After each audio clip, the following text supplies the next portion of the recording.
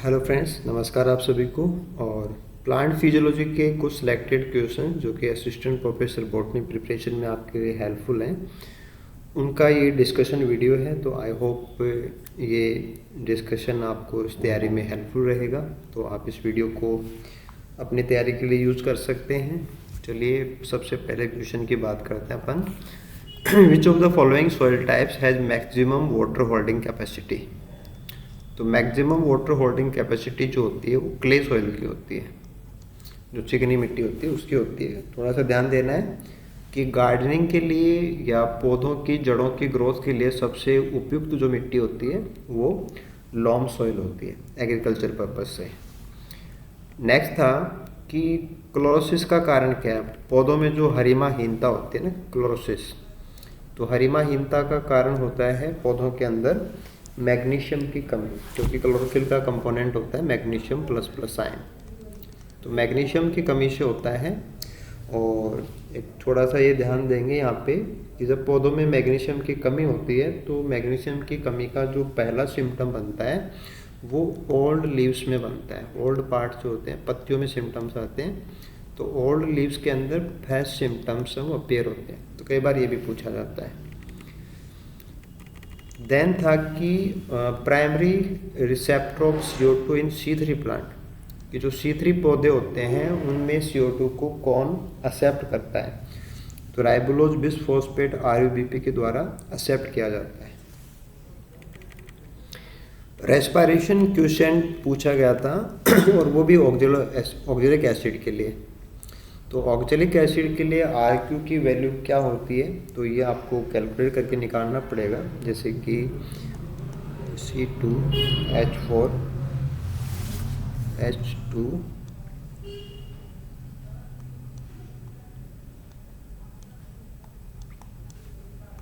इसके साथ में रिएक्ट होता है आपका, रेस्पिरेशन कराएंगे 1O2 लीजिए। तो यहाँ पे 4CO2 प्लस 2H2O, ये इक्वेशन होता है। और रेस्पिरेशन क्वेश्चन का मतलब होता है कि अपन वॉल्यूमेट्रिक रेशियो निकालते हैं। जो गैस निकलती है यानी कि CO2 और जो गैस काम में आती है यानी कि O2। तो यहाँ पे 4 मोल बन रहे हैं CO2 के और 1 मोल काम में आया है O2 का। तो 4/1 करेंगे तो 4 आएगा। तो आंसर विल बी 4। तो ऑक्जेलिक एसिड लेंगे अपन तो वैल्यू आएगी 4। करेक्ट स्टेटमेंट पूछा गया था एब्सिसिक एसिड को लेके, कि एब्सिसिक एसिड को लेके करेक्ट स्टेटमेंट अपन को बताना है। It is a natural growth inhibiting hormone, बिल्कुल सही बात है। It is a gaseous hormone, नहीं, गैसियस हार्मोन एसिटिलीन होता है, ये नहीं होता है। तो बी गलत है, तो ओनली ए सही है। परसेंटेज ऑफ स्टोमेटल रेस्पिरेशन कितना होता है। देखो, स्टोमेटा से रेस्पिरेशन है वो लगभग 90% तक होता है। और अगर क्यूटिकल की बात करें अपन, तो क्यूटिकल का प्रोपोर्शन 5 से 10% तक ही होता है।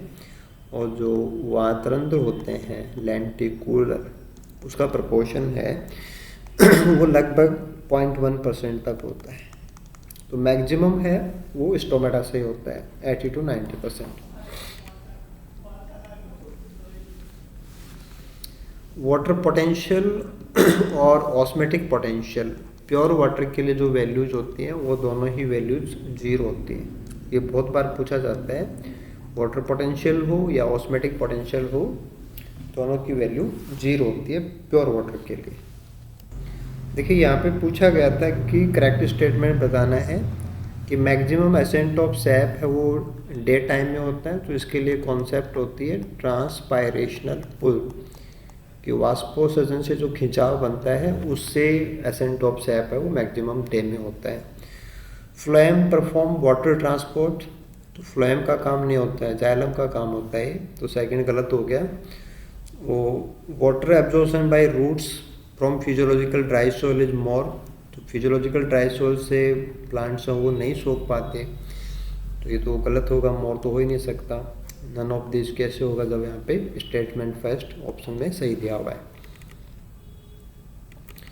गट्टेशन प्लांट्स अकर थ्रू, तो गट्टेशन का मतलब बिंदु स्राव होता है। जो पौधे की पत्तियां होती हैं, पत्तियों के जो किनारे होते हैं, उन किनारों से ड्रॉप्स के रूप में पानी है वो निकलता है, इसको अपन गट्टेशन बोलते हैं। तो ये वो जलरंध्र जो होते हैं ना, हाइड्रोथोर्स found on the leaves, second option. Stem पे नहीं होते हैं और स्टोमेटा से गट्टेशन नहीं होता है। फिर तक कि क्रैब साइकिल के अंदर 6 carbon compound is formed by the combination of acetyl coenzyme, जो कि 2 कार्बन का होता है, उससे आप 6 कार्बन का बनाएंगे तो आपको ऑक्जेलोएसिटिक एसिड है वो काम में लेना होता है। तो ये 4 कार्बन का होता है, एसिटिल 2 का होता है, फिर 6 कार्बन कंपाउंड यहाँ पे सिंथेसाइज होता है पेयर स्टेप के अंदर। ऑप्शन सेकंड होगा यहाँ पे राइट। देन था कि which of the following are responsible for differentiation, जो विभेदीकरण होता है, differentiation of embryonic clumps during somatic embryogenesis. तो शूट रूट का डेवलपमेंट जो होता है कल्चर के अंदर, टिश्यू कल्चर में, उसके लिए अपन ऑक्सिन और साइटोकाइनिन इनका इस्तेमाल करते हैं। साइटोक्रोम नहीं होता है, इथाइलिन नहीं होता है, एब्सिसिक एसिड भी नहीं होता है, जिबरेलिन भी नहीं होता है, तो ऑक्सिन और साइटोकाइनिन इस्तेमाल होते हैं। फिर था कि photo respiration is stimulated in which of the following condition. तो फोटो रेस्पिरेशन का मतलब होता है कि जो रूबिस्को है वो ऑक्सीजनेज एक्शन करने लग जाएगा। तो ये कंडीशन उस समय पे होती है जब ऑक्सीजन की कॉन्सेंट्रेशन ज़्यादा होती है और CO2 की कॉन्सेंट्रेशन कम होती है, और साथ में आप देख सकते हैं कि टेम्परेचर की कंडीशन है वो भी हाई होती है।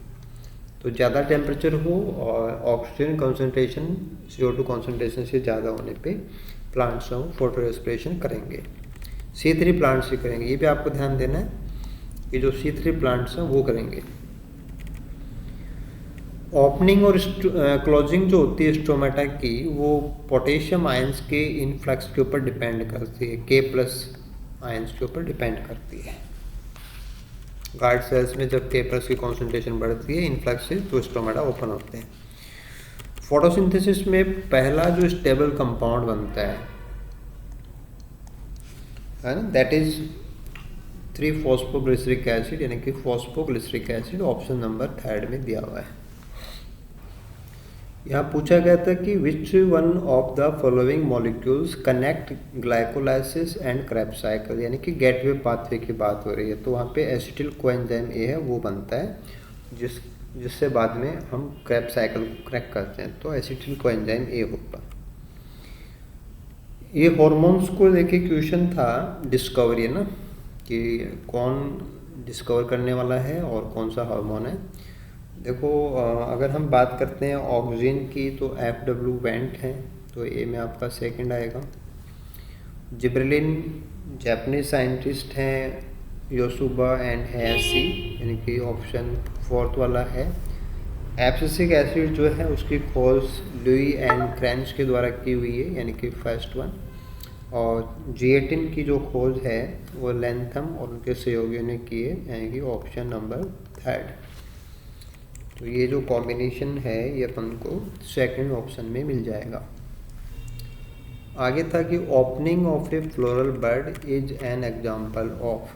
तो जो फ्लोरल बर्ड होते हैं, जो फ्लोरल बर्ड होती है ना, पहले ये कवर्ड होती है, उसके बाद में ये खुलती है ना, तो खुलती है तो जो सेपल्स हैं वो ऐसे मुड़ेंगे इस प्रकार से, सेपल्स खुल जाते हैं ऐसे।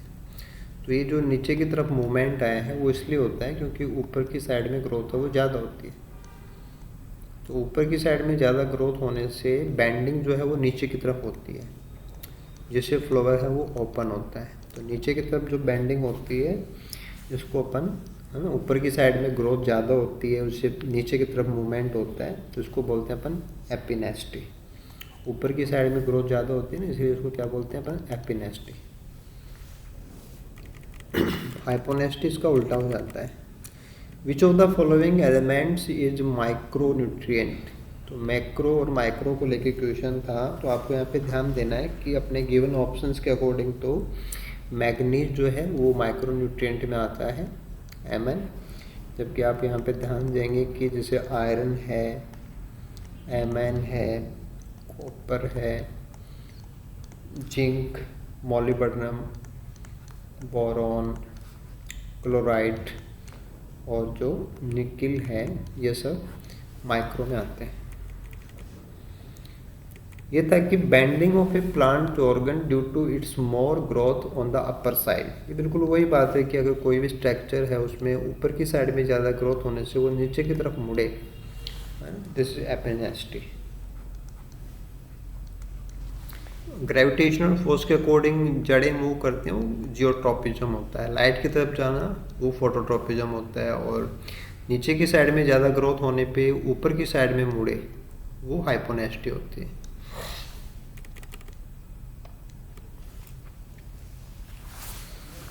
यहाँ पे बताना था कि which of the following is not an effect of oxygen. Oxygen के प्रभाव में जो नहीं होता है, जैसे कोलोप्टाइल कर्वेचर अपन ऐसे करते ही हैं, कैम्बियल ग्रोथ को एक्टिवेट करता है, पार्थेनोकार्पी को भी इंड्यूस करता है, कैम्बियम की एक्टिविटी को ही इंड्यूस करता है, इनिबिशन नहीं करता। तो फोर्थ ऑप्शन गलत है। सेकेंडरी ग्रोथ जो होती है वो ऑक्सीजन के रिस्पॉन्स में ही होती है।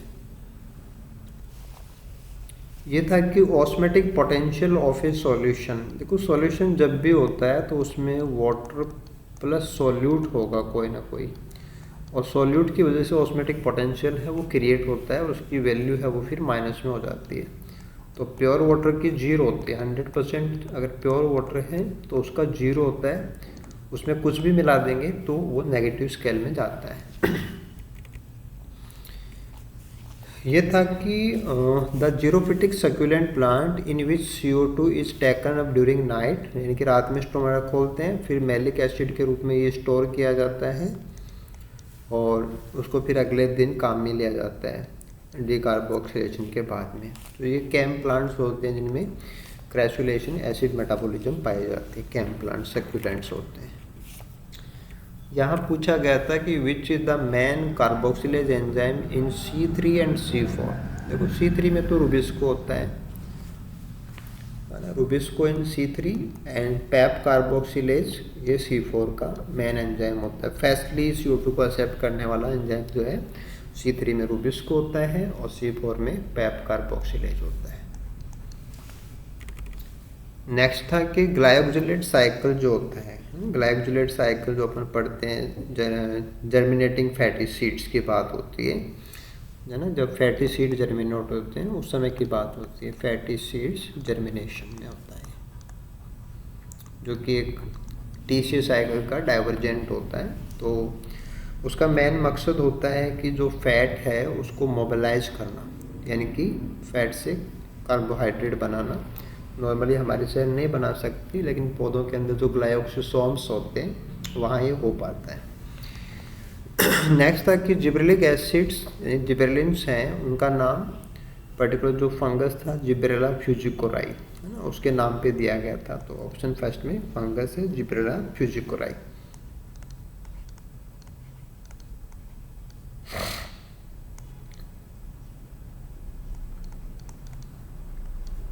राइस फुल सीडलिंग डिजीज जो होती है वहाँ से इसका कनेक्शन है, राइस फुल सीडलिंग डिजीज, जिसको बैकेनी डिजीज भी बोलते हैं।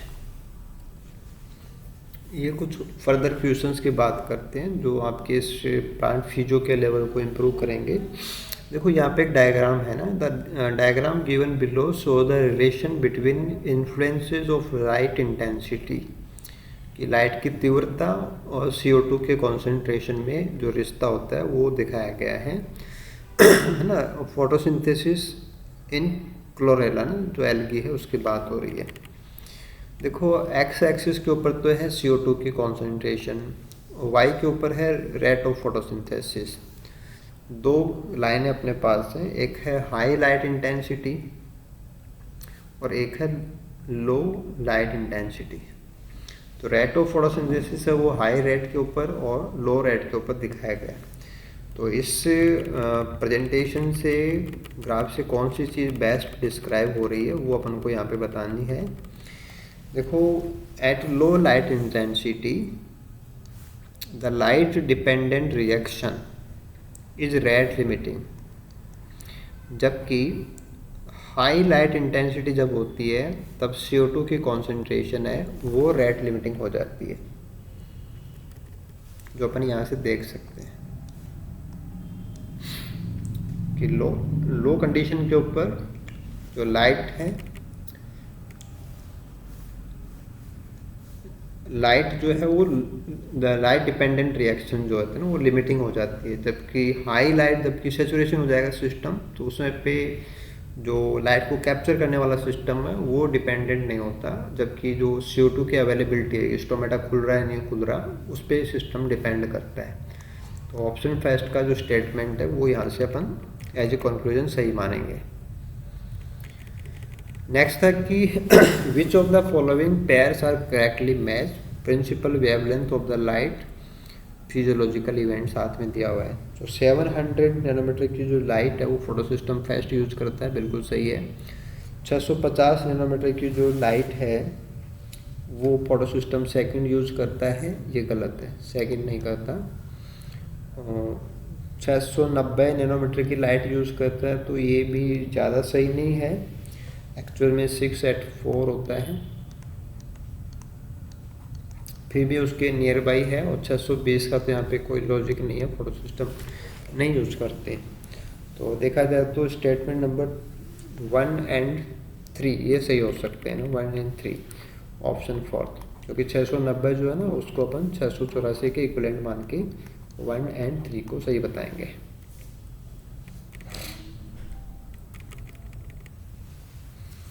ये था कि primary reaction in photosynthesis is photochemical and takes place in the chloroplast. It is accomplished by a chain of electron carriers which phosphorylation of ADP to ATP. Actual side क्या होती है? तो ये सारी जो रिएक्शंस होती हैं इलेक्ट्रॉन ट्रांसपोर्ट सिस्टम जो होता है वो थाइलेकोइड की मेम्ब्रेन में होता है। तो right answer will be thylakoid membrane. जैसे माइटोकॉन्ड्रिया की मेम्ब्रेन में होता है वो सारा सिस्टम रेस्पिरेशन वाला, वैसे फोटोसिंथेसिस वाला कहाँ होता है? थाइलेकोइड की मेम्ब्रेन में होता है। यहाँ पूछा गया कि नंबर ऑफ डबल बॉन्ड्स कितने होते हैं, जो क्लोरोफिल ए मॉलिक्यूल है उसमें जो फाइटोल टेल होती है उसमें कितने डबल बॉन्ड होते हैं? तो आंसर होता है कि उसमें एक ही डबल बॉन्ड होता है जो कार्बन नंबर 2 और कार्बन नंबर 3 होता है उसके बीच में पाया जाता है, एक ही डबल बॉन्ड होता है। फाइटोल टेल जो होती है C20H39OH,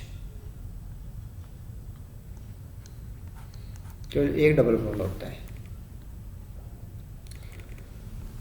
ये पूछा गया था कि करेक्ट मैच बताना ना, कि जो डाइनाइट्रोफिनॉल है वो अनकपलर होता है, बिल्कुल सही बात है। क्राइंज एनाटोमी C4 में पाई जाती है, भी बिल्कुल सही बात है। एंटीमाइसिन ए इनहिबिटर ऑफ प्रोटीन सिंथेसिस, ये गलत है ना, ये आपका जो कॉम्प्लेक्स थर्ड होता है उसको इनहिबिट करता है, कॉम्प्लेक्स थर्ड का इनहिबिटर है, तो ये गलत हो गया। और TCA साइकिल मेटाबोलाइट्स है ना,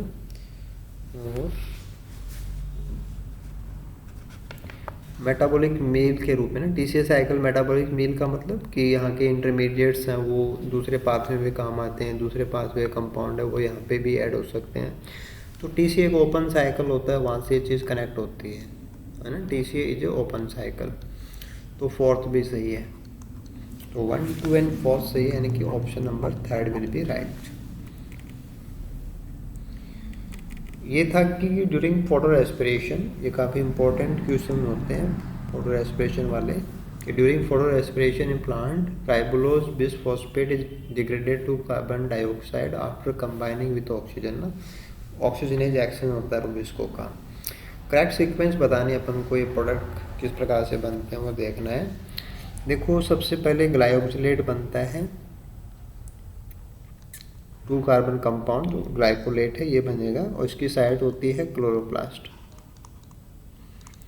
इसके बाद में ग्लाइकोलेट, और ग्लाइकोलेट से बाद में ग्लाइसिन, ये सब बनेंगे प्रोक्सिसोम के अंदर, ये प्रोक्सिसोम के अंदर बनते हैं। और फाइनली जो सेरीन है उसका सिंथेसिस होता है माइटोकॉन्ड्रिया में। तो सीक्वेंस भी आपको ध्यान होनी चाहिए और साइट भी ध्यान होना चाहिए, दोनों ही इम्पोर्टेंट होती हैं। ये था कि in the first step of glycolysis है ना, जहाँ पे ग्लूकोज को अपन ग्लूकोज 6 फॉस्फेट में कन्वर्ट करते हैं, वहाँ की बात हो रही है। फॉस्फोराइलेशन इज कपल्ड बाय तो हाइड्रोलाइसिस ऑफ एटीपी होता है कि वहाँ पे हेक्सोकाइनेज एंजाइम है, वो एटीपी को काम में लेते हैं, एडीपी एंड पीआई में टूटता है, और जो पीआई का फॉस्फेट है ये यहाँ पे लगाया जाता है। तो हेक्सोकाइनेज जो होते हैं वो फॉस्फेट को एटीपी से लेते हैं। तो ग्लूकोज का फॉस्फोराइलेशन होता है एक प्रकार से, तो एटीपी टूटता है, right will be third. Chlorosis is cause by the deficiency of, तो एक क्वेश्चन अपन ने थोड़ी देर पहले भी बात की थी कि एक तो आपका मैग्नीशियम होना चाहिए, है ना, मैग्नीशियम प्लस प्लस, और एक आयरन। देखो आयरन का मतलब यहाँ पे ये होता है कि आयरन है वो क्लोरीन के बायोसिंथेसिस, जो क्लोरोफिल है, क्लोरोफिल के बायोसिंथेसिस में काम आता है। तो क्लोरोफिल बने उसके लिए आयरन जरूरी है, जबकि क्लोरोफिल मैन जो है उसमें मैग्नीशियम जरूरी है। तो दोनों चीज़ें कौन सी होंगी, मैग्नीशियम एंड आयरन। और ये था कि the process of release of water, कि पानी निकलता है ना, release of water through an intact plant.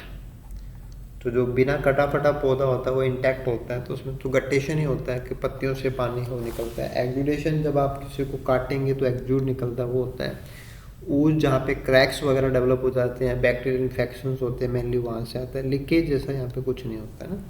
तो गटेशन एक ऐसा प्रोसेस है जिसमें हाइड्रोथॉट से इंटैक्ट पौधे की पत्तियाँ जो होती हैं उसमें से पानी है वो ड्रॉप्स के रूप में आता है।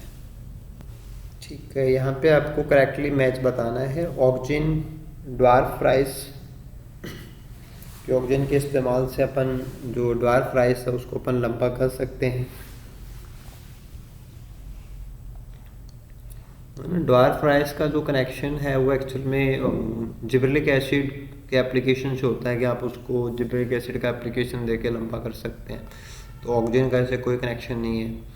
जिब्रेलिन इंटरनोड्स को लंबा करता है, पौधे की हाइट बढ़ाता है, इलोंगेशन, ये बिल्कुल सही बात है। साइटोकाइनिन कोकोनट मिल्क से ऑब्जर्व किए गए थे सबसे पहले, ये भी सही बात है। और एब्सिसिक एसिड जो है वो अर्ली लीफ फॉल इंड्यूस करता है, पौधे के अंदर पत्तियां हैं वो गिरने लग जाएंगी, ये भी बिल्कुल सही है। तो 2, 3 एंड 4 ये वाले सही होंगे, 2, 3 एंड 4। ऑक्सीजन ड्वार्फ के साथ में इसका कोई कनेक्शन नहीं है। पोलर ट्रांसपोर्ट ऑफ ऑक्सीजन है ना, सेल्स में ऑक्सीजन है वो एक साइड से दूसरी साइड में ही जाता है ना। पोलर ट्रांसपोर्ट के अपेक्स जो होता है उससे रूट्स की तरफ ट्रांसफर होता है। तो स्टेम से इसका जो ट्रांसपोर्टेशन होता है involve the movement of oxygen from, तो जो अपेक्स होता है उससे लेटरल पार्ट्स की तरफ आता है। लेटरल पार्ट्स, रूट्स, है ना, ये सब बोल सकते हैं। हाँ, लेटरल की बजाय यहाँ पे जो है ना apex towards the base, base का मतलब आधारीय भाग हो गया, तो रूट बोल सकते हैं, क्योंकि ऑक्सीजन तो रूट तक जाता है। तो बेस का मतलब केवल तने तक सीमित नहीं होना है ना।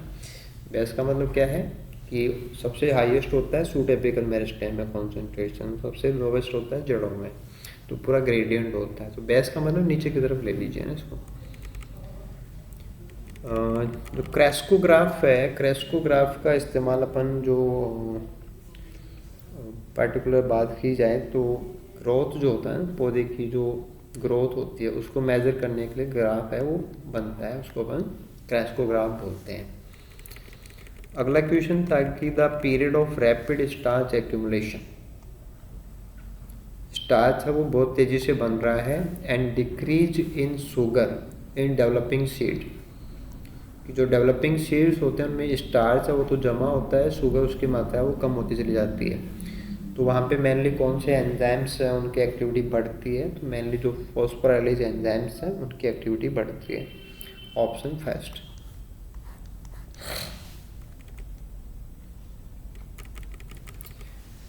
यहाँ पे पूछा गया था कि मोस्ट ऑफ द फॉस्फोरस जो होता है ना in the developing seed, developing seed का मतलब जो मैच्योर हो रहे सीड्स होते हैं उनसे होता है, इज स्टोर्ड एज, तो ये पर्टिकुलर जो स्टोरेज होता है वो फाइटिक एसिड के रूप में होता है। ऑप्शन 4 हो जाएगा, IP6 फाइटिक एसिड के फॉर्म के अंदर होता है। और जो यहाँ पे टर्म दिया हुआ है एर्गेस्टिक, एर्गेस्टिक का मतलब सिंपल जो स्टोरेज ग्रेन्यूल्स होते हैं जैसे कि स्टार्च है, ऑयल है ना, ये इनके जो क्रिस्टल साइटोप्लाज्म में होते हैं ना, या ड्रॉपलेट्स होते हैं, उनके लिए अर्गास्टिक वर्ड होता है, काम में लिया जाता है। तो थोड़ा सा आइडिया होना चाहिए अपन को। ये काफ़ी बार पूछा जाता है कि कॉपर कंटेनिंग ब्लू कलर की जो प्रोटीन है, जो कि अपन जेड स्कीम में पढ़ते हैं, तो वो प्लास्टोसाइनिन होती है ना। ब्लू कलर कॉपर की वजह से प्लास्टोसाइनिन का होता है। ओके, ये क्वेश्चन था कि C3, C4 एंड कैम, तीनों प्रकार के पैटर्न्स कौन सी फैमिली में आपको मिलेंगे। देखो, वैसे थोड़ा सा कंट्रोवर्सी है। यूफोर्बिएसी में भी अपन को ये पौधे मिल जाते हैं, पोएसी में भी मिल जाते हैं। पोएसी को थोड़ा सा ज़्यादा इसलिए आप महत्व देंगे क्योंकि जो C3 पौधे हैं उसमें, जैसे मान लो कि आपने वीट लिया तो वो C3 में आएगा, राइस है वो C3 है। ऐसे अपन C4 की बात करें तो जैसे मक्का है, मैज है ना, शुगर कैन, तो वो C4 के ग्रासेस में आते हैं। ऐसे कैम मैकेनिज्म है, वो भी कुछ मेंबर्स में ऑब्जेक्ट है, जैसे कि एरिस्टिडा है, एरिस्टिडा के अंदर ये ऑब्जेक्ट है। सिमिलरली स्पैटिमा जो है उसमें भी ऑब्जेक्ट है, स्पैटिना, इसमें भी ये ऑब्जेक्ट है। तो यूफोर्बिएसी के पौधों में भी मिल सकता है, पोएसी में भी मिल सकता है, बट ज़्यादा कॉमनली पोएसी को अपन को फोकस करना चाहिए।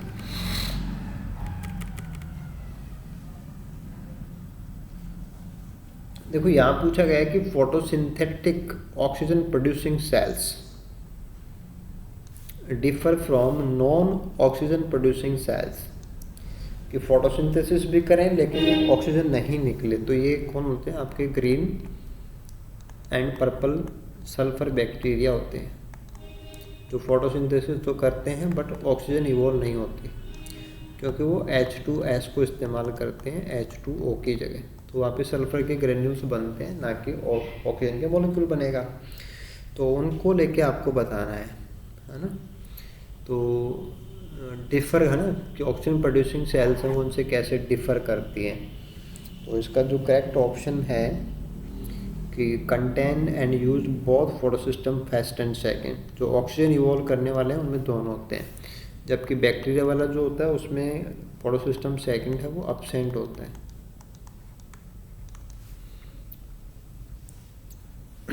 तो ऑप्शन फोर्थ रहेगा।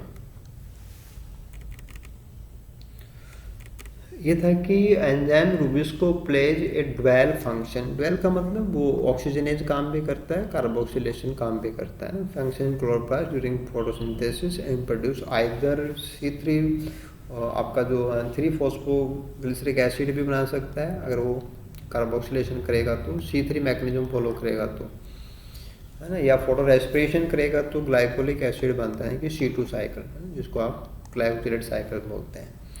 तो ये पूछ रहा है कि under which one of the following conditions would glycolic acid will be form. तो फोटो रेस्पिरेशन कब होता है ये पूछ रहा है सिंपली ना। तो इसका जो आंसर है वो आएगा कि C3 प्लांट्स हैं वही फोटो रेस्पिरेशन करते हैं। पहली बात, C4 तो करेंगे नहीं। वो भी कब करते हैं? जब ऑक्सीजन कॉन्सेंट्रेशन है वो हायर होती है CO2 की कॉन्सेंट्रेशन से, और टेम्परेचर भी ज़्यादा होता है ना। देखो, C3 plants when CO2 concentration higher हो गए तो वो तो कार्बोक्सिलेशन करेगा। C4 प्लांट्स हैं वो कभी करते ही नहीं है। C4 का तो मतलब ही नहीं है। C3 करते हैं, लेकिन वो भी कब? जब O2 की कॉन्सेंट्रेशन CO2 से ज़्यादा होती है और टेम्परेचर भी ज़्यादा होना चाहिए। यहाँ पूछा गया था कि ऑर्निथिन, कैनावेनाइन एंड होमोसेरिन आर एग्जाम्पल हैं। ये किस चीज़ के एग्जाम्पल है? देखो, ये सारे ही नॉन प्रोटीनियस अमीनो एसिड्स हैं वैसे तो, बट थोड़ा सा ध्यान देना है कि ऑर्निथिन का कनेक्शन तो किससे है? यूरिया साइकिल से है, कि एनिमल बॉडी में जो यूरिया साइकिल है उससे है। और प्लांट्स के अंदर जो आर्जिनिन का बायोसिंथेसिस होता है, आर्जिनिन का बायोसिंथेसिस इन प्लांट्स, वो ऑर्निथिन से जुड़ा हुआ है। सिमिलरली जो कैनावेनिन है, ये एक्चुअल में क्या है कि पौधों के अंदर एक मिलने वाला कंपाउंड है जो हर्बीवोर डिटरेंट होता है। हर्बीवोर डिटरेंट यानी कि जो हर्बीवोर्स हैं उनको दूर भगाने वाले, स्मेल के थ्रू वो उसको रिपेल करते हैं उनको, है ना। और होमोसेरिन का जो कनेक्शन है कि होमोसेरिन के बारे में आपको ध्यान देना है कि ये इंटरमीडिएट होता है, this is intermediate for the synthesis of methionine, threonine, आइसोल्यूशन, उनके बायोसिंथेसिस में काम आता है। तो वैसे जनरली सारी चीज़ें क्या है, अमीनो एसिड्स हैं, but they are not found in protein, that's why non protein forming amino acids में आएंगे। ये था कि which of the following combination is applicable for bacterial photosynthesis. तो बैक्टीरियल फोटोसिंथेसिस जिसमें पीएच सेकंड नहीं होता है उसके रिगार्डिंग अपन को बताना है ना। तो देखो इसमें राइट जो है कि बैक्टीरियो क्लोरोफिल यहाँ पे काम में आते हैं, ऑक्सीजन इवॉल्व नहीं होती है, लाइट एब्जॉर्प्शन तो होता है, और वेवलेंथ जो होती है वो 700 नैनोमीटर से बड़ी होती है, यानी कि फार रेड होती है। तो पीएच सेकंड एब्सेंट होता है, ओनली पीएच1 होता है, वो भी 700 से बड़ी लाइट को सोखता है, ऑक्सीजन इवॉल्व नहीं होती है, ऑक्सीजन काम में भी नहीं आती है क्योंकि यहाँ पे H2S काम में आता है, तो ऑक्सीजन नहीं बनेगी ना, ऑक्सीजन का एवोल्यूशन नहीं होगा। तो आई होप यहाँ से कुछ फैक्ट्स हैं वो आपके क्लियर हुए होंगे, और स्टिल आपको कोई डाउट है तो आप वीडियो के कमेंट बॉक्स में हमें कमेंट भी कर सकते हैं। Thank you so much.